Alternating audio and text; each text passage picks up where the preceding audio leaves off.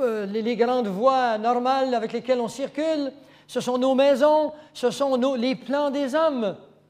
Et avec fracas, vous pouvez imaginer ici les éléments embrasés qu'il s'agit de bombes hydrogène atomiques. Il s'agit de destruction faite par les hommes. La Terre a été détruite d'abord avec l'eau, maintenant elle le sera par le feu. Israël est sur le bord d'utiliser les armes nucléaires parce qu'Israël n'a pas le choix.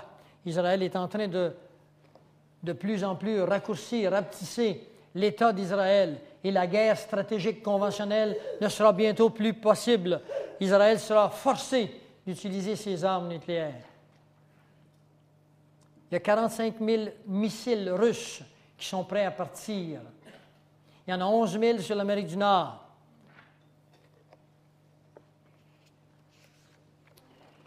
Maintenant, qu'adviendra-t-il après tout cela? Eh bien, d'abord, quand ces choses arrivent, nous sommes à la fin complète du millénium et nous ne sommes pas dans une Jérusalem terrestre.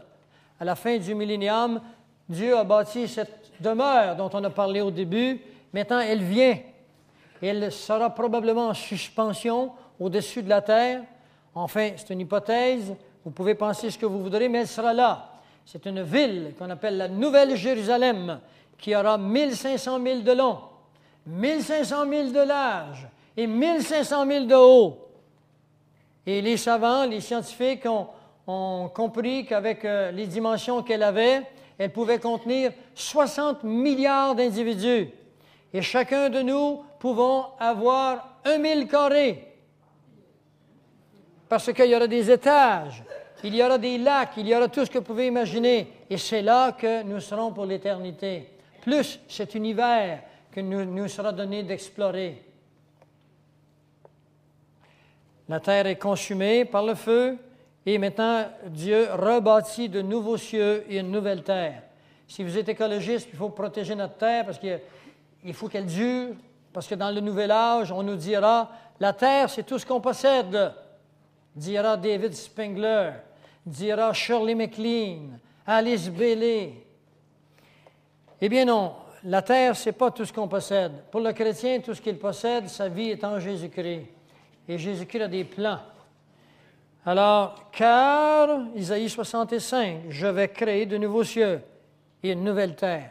Et ça devrait être notre espérance. On ne se rappellera plus les choses du passé. Avez-vous tellement d'espérance dans les choses du passé? Avez-vous tellement envie de vous souvenir de tous les problèmes que vous avez eus? On ne s'en rappellera plus, mes amis. Nous sommes dans une terre qui ne nous appartient pas et nous sommes à l'épreuve. Dieu veut tester votre foi. C'est tout ce qu'il veut faire avec vous ici. Tester votre foi. Et puis, ce test vous est amené à augmenter votre foi. Jusqu'à ce que vous arriviez à la stature parfaite de Christ, qui n'arrivera évidemment que lorsque vous serez glorifiés. Réjouissez-vous plutôt et soyez toujours dans l'allégresse. Oh là là, pardonne-moi Seigneur. Êtes-vous toujours dans l'allégresse? Mais non. Le Seigneur nous le demande pourtant. Savez-vous pourquoi on n'est pas dans l'allégresse? Parce qu'on s'attache aux choses du monde. Nous vivons, il y a trop de gens qui ne croient pas au Seigneur à chaque côté de nous, qui nous transfèrent leurs valeurs. Et nous sommes des conformistes. Nous voulons nous conformer à la foule à côté de nous. Et inconsciemment, nous prenons leurs valeurs. Et puis nous aussi, il faut qu'on prenne des assurances pour dans 20 ans pour nous retirer. Et nous aussi, il faut qu'on fasse attention à notre maison, qu'on renouvelle le toit, ainsi de suite. Et il faut que ça dure, cette maison-là. Puis mes petits-enfants, mes amis, avec ce que vous allez entendre demain soir, préparez vos petits-enfants à d'autres choses.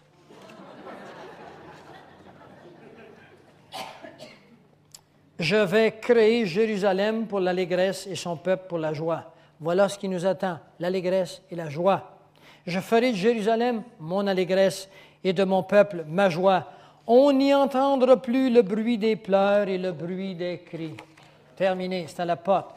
Dans 2 Pierre, il est marqué « Mais nous attendons, selon sa promesse, de nouveaux cieux et une nouvelle terre où la justice habitera. » Et celui qui était assis sur le trône dit « Voici, je fais toutes choses nouvelles. » Et il dit, écris, car ces paroles sont certaines, elles sont véritables. Apocalypse 21, il dit, il n'entrera rien de souillé, ni personne qui se livre à l'abomination et au mensonge. Il n'entrera que ceux qui sont écrits dans le livre de vie de l'agneau. Mes amis, ceux qui sont ici pour la première fois dans une conférence comme celle-là, voulez-vous entrer? Est-ce qu'il y en a qui, parmi vous, sont ébranlés un petit peu? C'est la parole de Dieu. Je vous ai montré que les mathématiques montrent qu'elle est vraie. Je vous ai montré que Dieu a prédit beaucoup de choses, sont tous arrivées. Voulez-vous, êtes-vous prêts à avoir aussi d'humilité pour changer un peu ce qui se brasse dans votre tête? Eh bien, je vais vous apprendre quelque chose. Mais la pomme, ce soir, je vais vous inviter à écrire votre nom dans le livre de la vie. Si vous ne croyez pas en Dieu, c'est que vous avez été aveuglé par le Dieu de ce siècle. Le Dieu de ce siècle, la Bible nous dit que c'est un être spirituel, c'est un être invisible qu'on appelle Satan. Et ces trucs sont incroyables.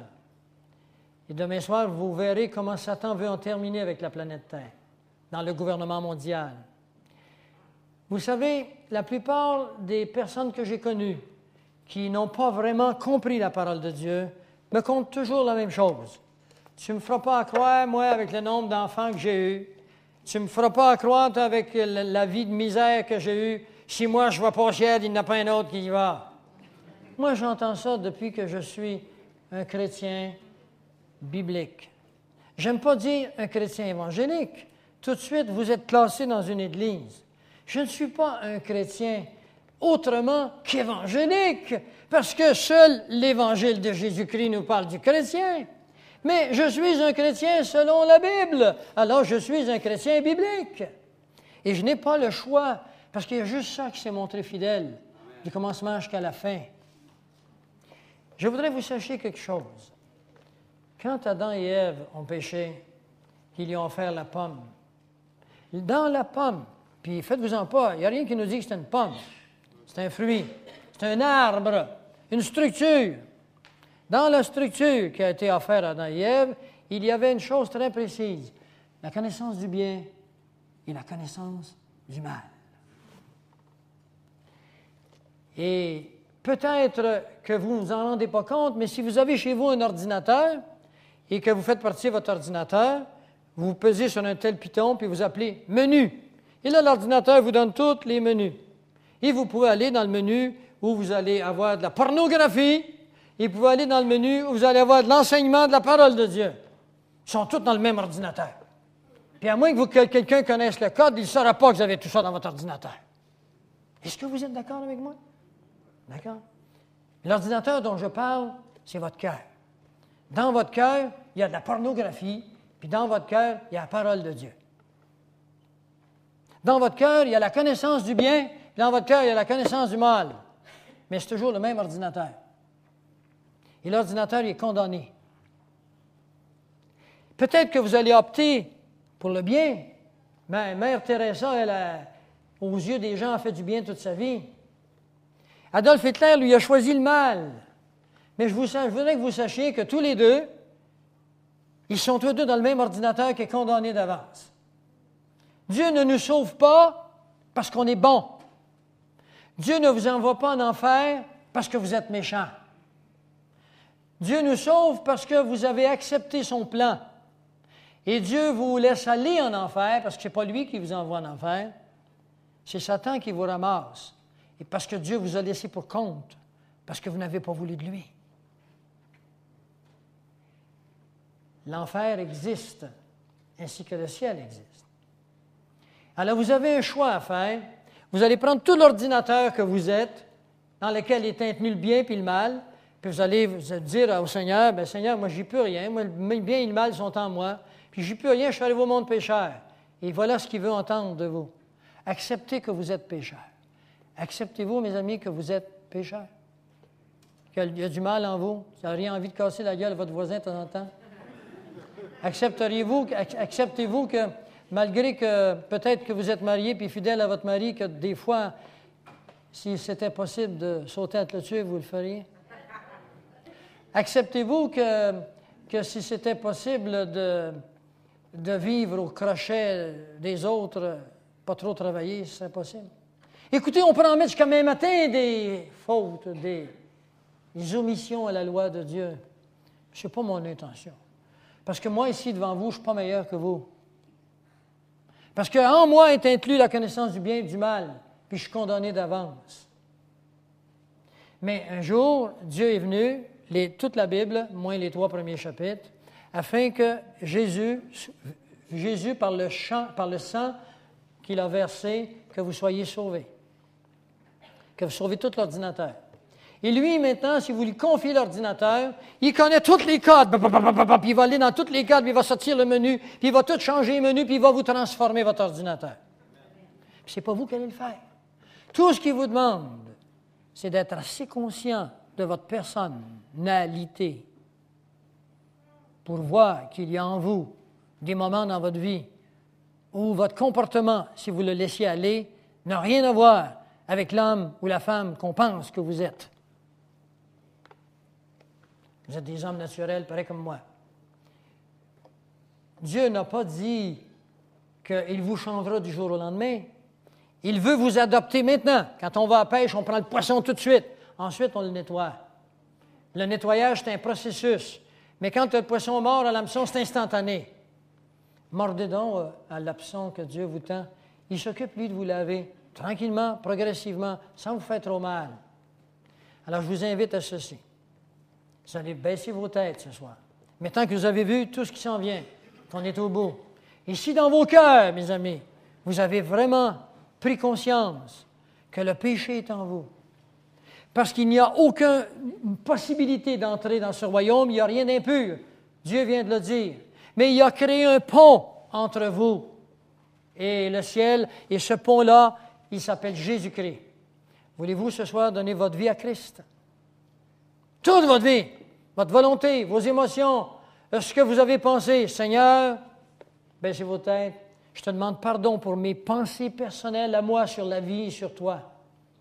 C'est toi qui es le grand Dieu. C'est toi qui s'est incarné. C'est toi qui es venu pour me sauver. C'est toi qui as créé le ciel, la terre, qui as créé tous les mystères qui sont ici. Je te demande pardon de m'être créé, moi, un petit monde à moi. Sans toi, pardonne-moi, Seigneur. Je ne le mérite pas, mais ton amour est assez grand pour que tu me pardonnes.